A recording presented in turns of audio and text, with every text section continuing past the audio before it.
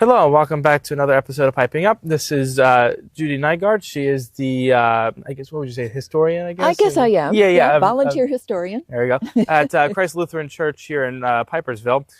So, Judy, give us a little background about the church and the organ here. Okay, the church and the organ. Well, this church was, the building is built in 1908. This is actually the fifth church for this Lutheran church that was done.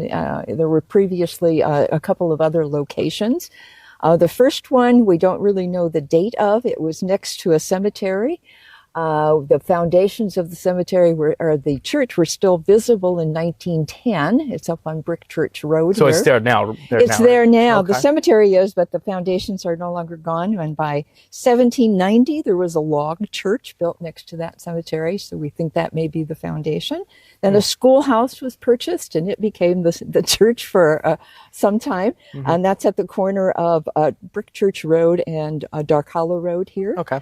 And then a building was built in 1808, a fine stone building, part wood. It was destroyed because by choice and rebuilt in 1861. And then in 1907, there was a lightning strike and a fire, and that church burned down. And it was being shared by Lutherans and Reformed congregations. And at that point, the Lutherans took their half of the insurance money and bought the property here and put up this church building in 6 months' time. Wow, that's fast. That's fast. Fast, yes. That's very fast. Less permitting needed then. Mm-hmm. The organ itself was installed in 1909. It was donated by a church member, Miss Laura Swope, whom I'm told used to come in a chauffeured limousine to church. It is the organ itself is Dürner's. It's numbered, number 124. It cost at the time $2,400. So the first organist to play it, and played it for some time, is a person named Edwin Sign Groover. Groover's a popular name in the church history of this church. And he played originally in the previous church that burned, starting in 1901. And then when this church opened in 1908, he played here on that new organ in 1909 and continued until 1943. So he was a long time. Long organist, yeah.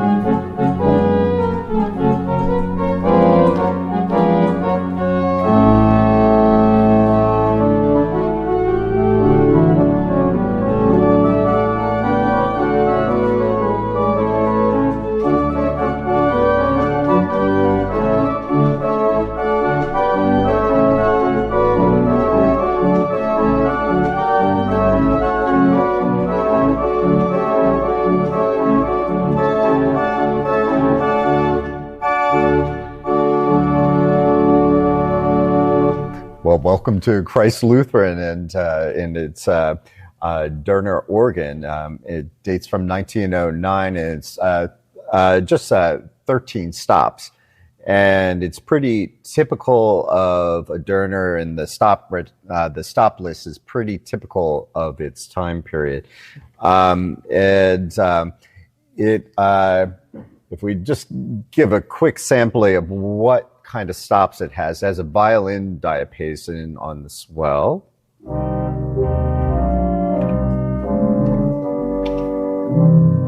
And so it's a nice little diapason.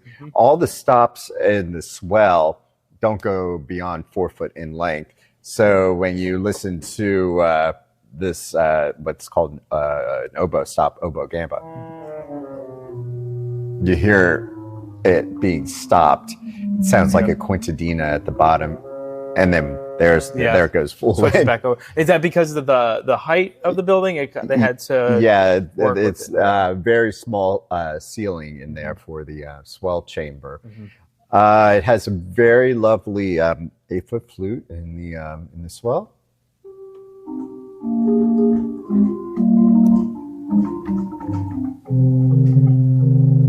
And it has a typical of this, in the instruments of this time period, they would have one flute open, one flute stopped. And so the open flute would be this harmonic flute, which is also in the swell.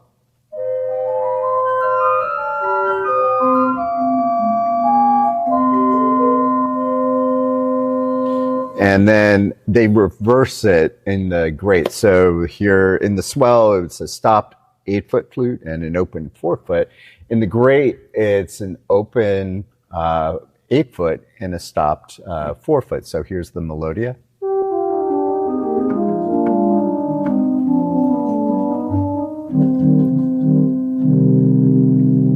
Whereas the 4-foot flute, which is called a flute d'amore,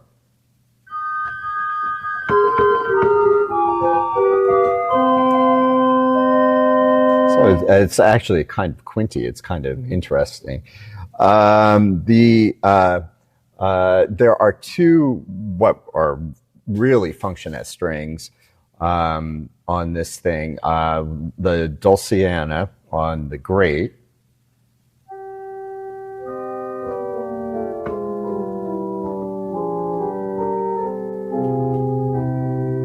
and the aeoline, which is very, very soft.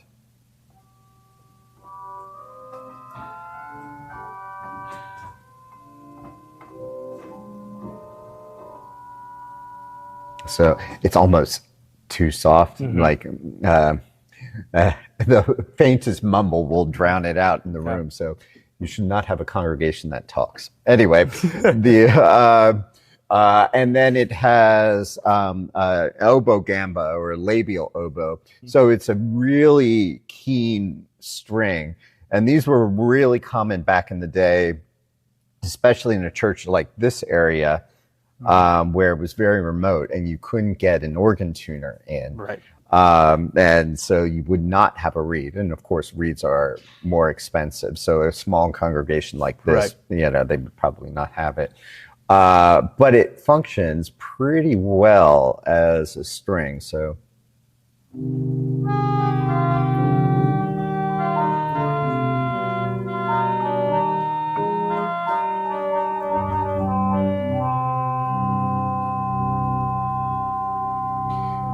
And the diapason, which also is in the side, is a pretty big one. So here we go.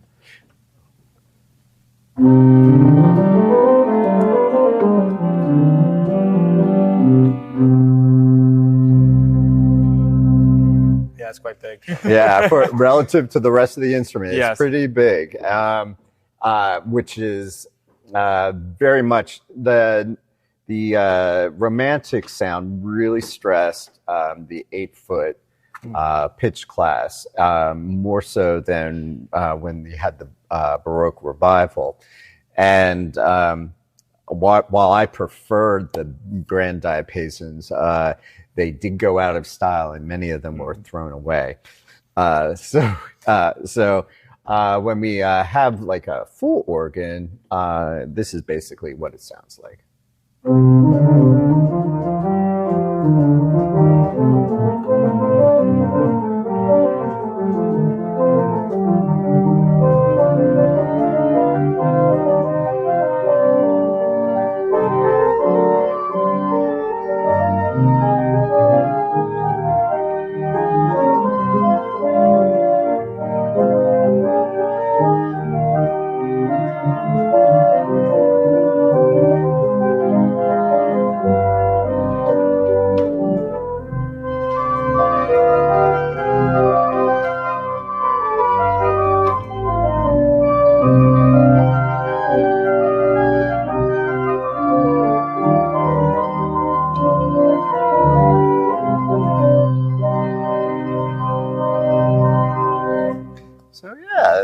that is basically it, and that's full stops, right? That's all the stops. That is everything. That is everything. And it's a modest sound, and it's really meant for congregational accompaniment. Mm-hmm.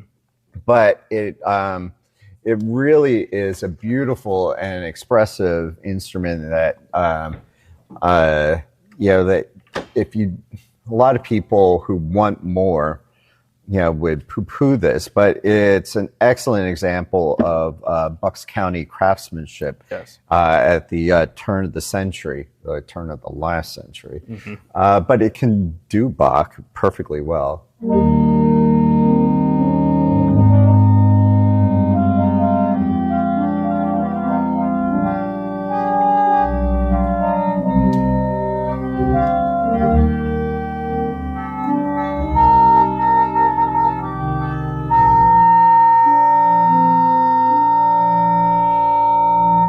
There's a degree of versatility to this. Mm-hmm. They actually have two early versions of pistons. So if let's separate. Sorry,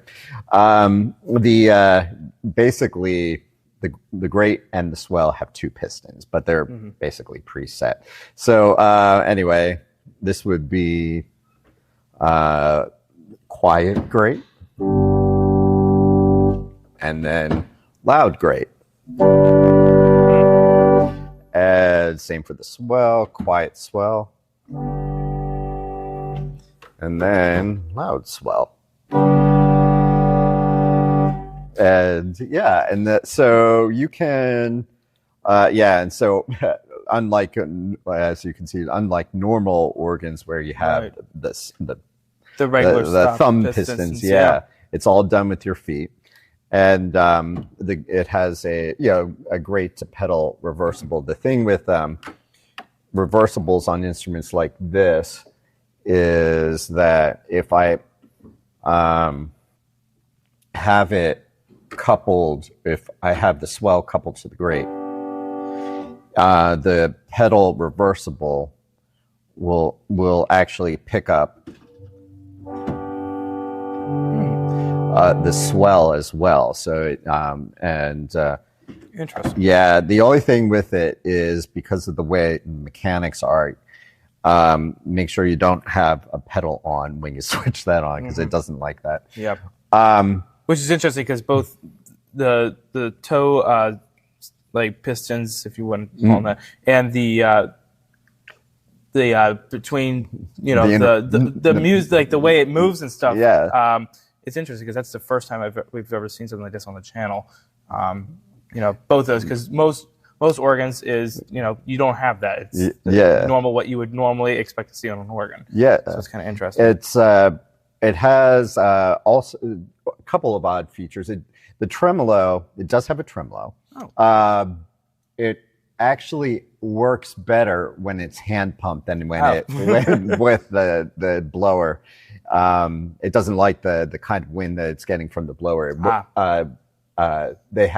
They did have the trem restored, and they were like, "Why is this not working?" And then they did hand pump. Is it too much air, or is it just? It might be too much air, and just maybe where it's positioned in the organ itself. As a pedal check, which is actually a bar that goes under the pedals to make sure that you don't stand up on the pedals, because if you, with the tracker, if you did that, you could break. You'll break it, stuff. And then when they had the blower put in, there's a thing here, blower signal, and blower back in the day, if the pumper was behind the organ, you would pull this knob, and it would have like a little clapper or something on the inside to tell the guy to. Okay, so it's got like a signaler sort of. Yeah, and when they put the blower in, they actually reused an old blower signal stop. Interesting. And then made it an on-off switch for the blower. So it's so it's kind of like what if you were like in a play, you want to tell the person to bring the curtain up, you're sending a flash a light at them. Same type of deal with if you were the blower person. Okay. Yeah, and Yeah, and this well is enclosed, and only, like I said, the diapason base and the actually also the dulciana are in facade, and so this is pretty much it. And impressive. Yeah, it's a very charming instrument, and it's amazing it's still here. Yeah, because these really did go out of fashion in the middle of the 20th century, and a lot of them were destroyed. And so it is nice to see that the church is continuing to hold to the tradition of this organ, which is nice. And churches that usually have old instruments were usually wealthy enough to have it put in, but poor enough to not have it changed. And so there's that sweet spot. And they actually had a donor to pay for this. So Very it nice. so it was not an expression of the congregation's wealth, if you know what I mean. It was an expression of a donor's Somebody wealth. donating. Yeah. So cool.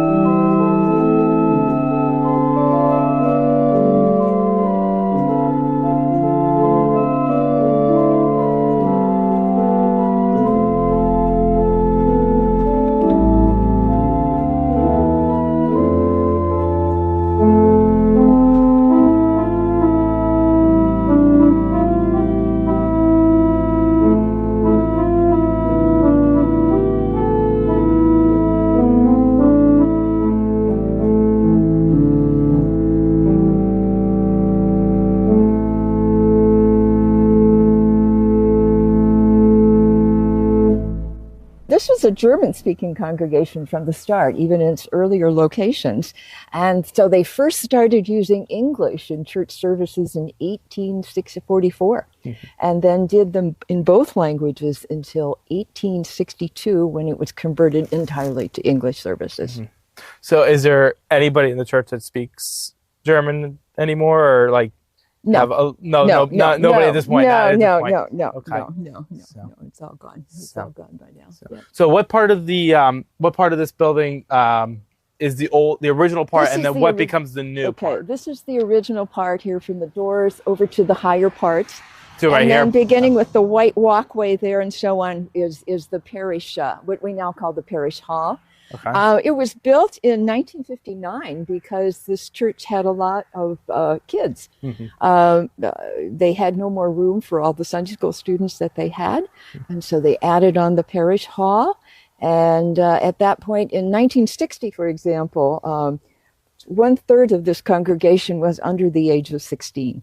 And when they opened the parish hall, there were 181 kids going to Sunday school that particular fall. Which is a lot. It's a lot, yeah. And so if that was 1/3 of the congregation, it gives you an idea. There were about 600 people running around. Yeah. So how many like congregation-wise, like how many people join services usually? I would say this morning there were about 40, 45 people there. Okay. Yeah. So it's a decent size. It is. For a church. Yeah, pretty consistent. Is it about the same now, like age-wise, like a majority? Mostly older. Okay. Mostly older, but some kids.